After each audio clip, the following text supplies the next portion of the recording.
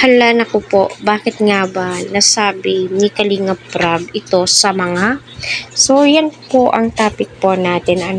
Dapat maging aware ang lahat ng mga beneficiary ni Kalinga Prab. At alam ko na active naman po sila sa kanilang social platform kung ano po yung mga nangyari sa mga beneficiary ni Kalinga Prab ngayon. Although may isa na naman po so unang-una nakakaawa kasi nga although nagbibigay naman po sila, pero yung financial na ibibigay ng mga dating supporters, sponsors, kung sino pa, hindi na po ito makukontinue at makakat off na nga po ito.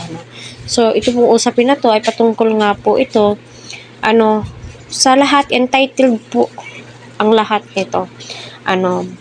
So ayon nga po sa upload ni Kalingap Prab ay habang nasa Kalingap ka, yes, 100% na tuloy-tuloy yung pagtulong nila sa iyo hanggang makapagtapos ka ng iyong pag-aaral. Kasi nga po napakahirap kapag umalis ka sa Kalingap at nawakwak kumbaga.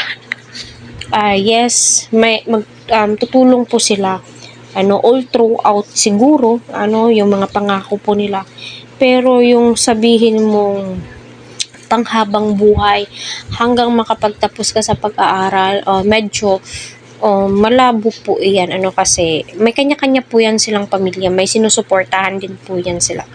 Hindi same kay Kalinga Prab na may views. Kapag may views, tuloy-tuloy yung tulong.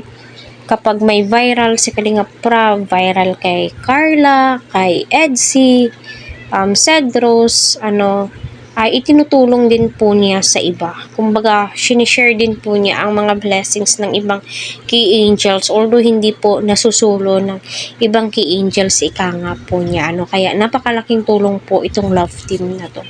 Kaya habang andyan sa Kalingap, syempre, kailangan mag-ipon, mag-save ng money, kasi baka one time hindi ka po mabisita ni Kalinga Prab ng 2 buwan, sa busy, kasi may mga beneficiary na po yan silang bina-vlog, diba? At least may ipon ka.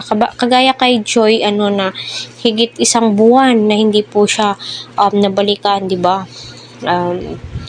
At least di po sila naghihirap na as in, kasi may ipon po si Joy, and aside of that, may tindahan po sila. Andyan si Sir Andy Vlogs na tumutulong sa kanila, diba?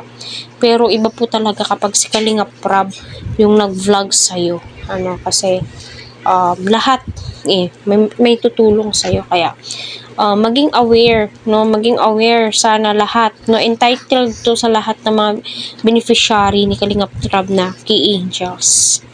Huwag kayong papadala sa mga pangako. Isipin nyo yung kinabukasan nyo, yung pag-aaral nyo. Ika nga ni Mama ni Beyonce, yung pera lang, pera dyan, yung pera ay kikitain yan.